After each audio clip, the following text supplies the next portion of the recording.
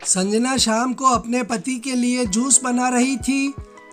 तभी उसकी छोटी बहन कल्पना का फ़ोन आया। संजना ने जल्दी से फ़ोन रिसीव किया और कहा, मैं अभी तुझे ही याद कर रही थी। तुझे अनार का जूस पसंद है ना, इसलिए जब भी बनाती हूँ हमेशा तेरी याद आ जाती है। पर संजना की बहन कल्पना बिल्कुल खामोश थी। जब संजना ने उसकी खामोशी का कारण पूछा तो कल्पना की सिसकियों की आवाज़ संजना के कानों में साफ सुनाई पड़ रही थी।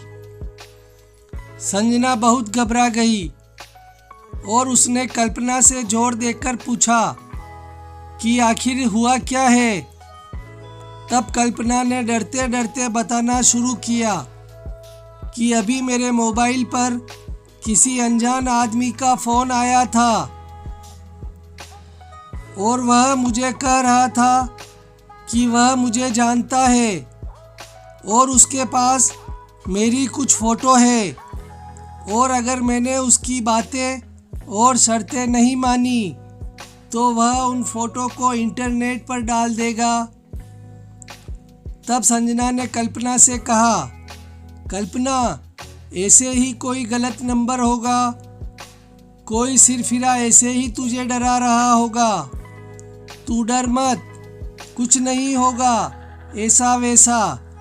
तब कल्पना ने घबराते हुए कहा, दीदी, मुझे उस इंसान से डर नहीं लग रहा, पर मुझे उसकी बातों से बहुत डर लग रहा है। यह कहकर कल्पना रोने लगी। तभी संजना ने कहा, तो बताना उस इंसान ने क्या कहा है तुझे। तब कल्पना बोली, उसने मुझे कहा है कि अगर वह मेरी फ़ोटो इंटरनेट पर नहीं डाले तो मुझे उसकी सारी मांगें पूरी करनी होगी। उसने कहा है कि आज रात वह मेरे घर पर आएगा। और इतना कहते ही कल्पना ज़ोर ज़ोर से रोने लगी और रोते रोते बोली, दीदी, मुझे उसकी बातें सुनकर घिन आ रही है। ऐसा लग रहा है जैसे उसने मेरे साथ कुछ गलत कर दिया हो।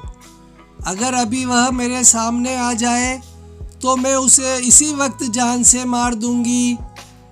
इतना कहकर कल्पना चीखने लगी। तभी संजना ने कल्पना से कहा, अरे कल्पना, तू संभाल अपने आप को और मुझे उस घिनौने इंसान के नंबर भेज, मैं उसे अभी मज़ा चखाती हूँ। यह कहकर संजना ने फ़ोन काट दिया। कल्पना ने उस बदमाश के नंबर और उनके बीच हुई बात की रिकॉर्डिंग संजना को भेजी।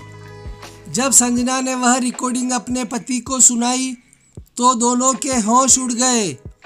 संजना और कल्पना दोनों बहनें हैं। उनकी मम्मी का अभी 2 साल पहले ही देहांत हो गया है और संजना की शादी अभी 1 साल पहले ही हुई थी। घर में बस अब उसके पापा और कल्पना ही है। अब मोबाइल पर ऐसी धमकी भरी अश्लील बातें कोई भी बेटी अपने पिता को आसानी से नहीं बता सकती। इसलिए कल्पना ने सारी बातें अपनी दीदी संजना को बताई।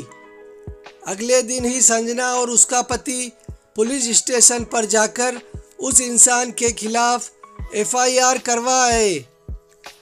बाद में जब पुलिस ने छानबीन की तो पता लगा वह लड़का कल्पना के मोहल्ले का ही निकला, जो मानसिक गंदगी से पीड़ित था। उसकी सोच और उसके विचार हर एक लड़की के प्रति घिनौनी नज़र रखते थे।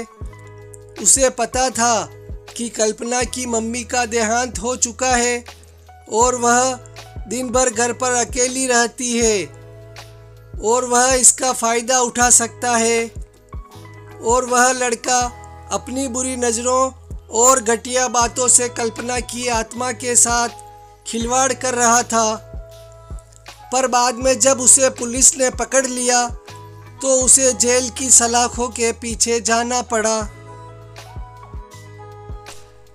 आज भी हमारे समाज में ऐसे मानसिक रोगी बैठे हैं जो हजारों लड़कियों की आत्मा के साथ खिलवाड़ कर रहे हैं। इनमें से कुछ लड़कियां तो मजबूत होती है जो ऐसे रोगियों को सबक सिखाती है, और कुछ लड़कियां उनसे डर जाती है और उनकी मांगों को पूरा करते करते उनकी घिनौनी नज़रों का शिकार बनती है।